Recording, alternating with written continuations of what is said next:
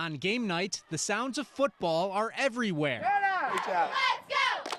They define the sport, sometimes even dictate the game. Jose Rodriguez hears none of it.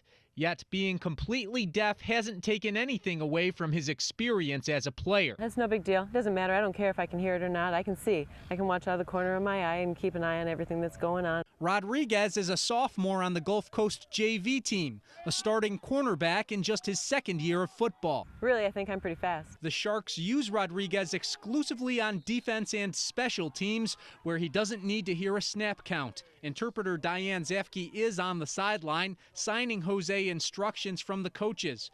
But when it comes to tackling players twice his size, Rodriguez is on his own. He's not afraid of anybody.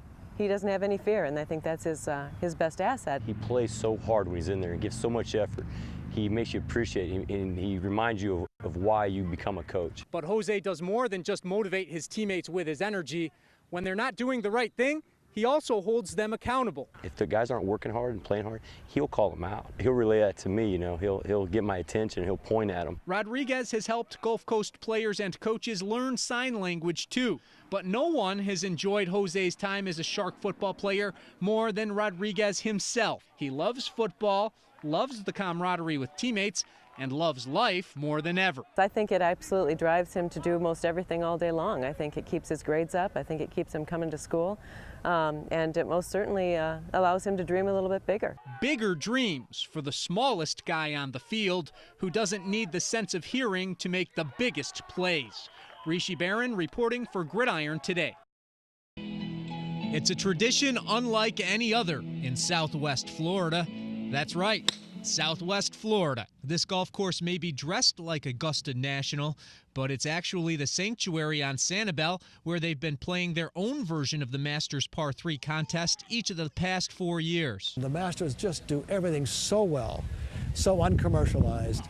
And so what we try to do is to take from that some of the things they've done, incorporating them within our own environment. Sanctuary member Pete Ruling, who came up with the idea, tries to replicate every last detail of the Masters experience. He has signage similar to what they use at Augusta, from separate parking lots for players and press to replica badges and, of course, a green jacket. When you drive in and they've got the police out in front and all of it, you know, trying to mimic the whole atmosphere, you can't help it. Everybody's having a good time and it gets pretty exciting. The course itself has its own Augusta flavor. Each tee-off area marked with the Sanctuary's version of the Masters logo, complete with yardage. The greens are made extra fast, the pin placements as difficult as possible. It's the result of hard work by quite a number of people. To cap the night, there's a special banquet. And keeping with Masters tradition, champs from the year before get to pick a food station of their choice. I don't know of any place else that does it, and it is fun. It just gets everybody in the mood for some great golf coming up at the Masters. The Sanctuary's Par 3 competition has its own flavor, too.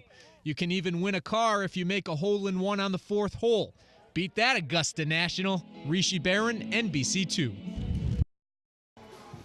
They're running the 40, pounding out bench press reps, and showing off vertical leaps. But this isn't the NFL Combine, it's a mock NFL Combine. Getting prepared for it, once we get there, it'll seem like more of a routine more of a random thing. About a dozen NFL hopefuls from all over the country have been training for the last 2 months at Velocity Sports Performance in Naples, hoping to improve the numbers they'll be judged on. Everybody is from different parts of the country, different schools, and everybody brings something else to the table, so everyone pushes each other in different aspects of the training. Don't snap your neck. Derek Touchette and his associates pushing them at this mock combine, under the exact same conditions they'll face in front of NFL scouts and coaches in Indianapolis. You just gotta keep you mentally ready, prepared, and Derek did a great job of getting us ready for that. There's a lot on the line for these players. With every 100th of a second they can shave off their 40 time and extra peg they can hit on their vertical leap. And yeah, lots of pressure too. Everybody feels that way, because if you're doing good, that's millions of dollars, But with this fast motion version of an SAT prep course in the bag, that pressure will be a little less. Every minute detail covered. Nothing will be unexpected. It's going to help us a lot, just to give us, an indication of what we're going to do, because obviously we're going to run faster at the Combine, because we run on different surfaces here. That, and thanks to 2 months of intense training in Naples, Peak performance should be expected. Rishi Barran, NBC2. Eva Leightonen's college swimming career started with the Florida Gators, who she won a national title with. But before that, the recent FGCU transfer was part of something even bigger, the 2008 Beijing Olympics, where she swam in 2 events for Finland. Cool, it's great to have that experience, you know, because it puts you in a place and lets you see, like, you know, where exactly you are. So now the Eagles have a pair of Olympians, as breaststroke specialist Danny Bobrun also competed in the Chinese Olympics for her native St. Lucia. I met so many people and famous people. In the 2008 Olympics, Eva and Danny both finished in the top 45 in their events. Now, they're focusing on starting to make FGCU a national power. When I come back, you know, as an alumni, you know, the girls are going to be like, yeah, we got top 10 at NCs this year, and I'm going to be like, good job, I started that. You know, I want to see that. She's talking about the NCAA championships, which the Eagles are eligible for starting next year. The same year, Danny and Eva could be back at the Olympics, competing in the 2012 London Games. It's nerve-wracking, thinking, you know, I can do it, but I haven't done it yet. And I just really want to be able to qualify early. Several other FGCU swimmers are heading to Olympic trials too, including Christina Tanninen, whose dad was a Finnish Olympian in 1980 but couldn't compete due to the boycott in Moscow.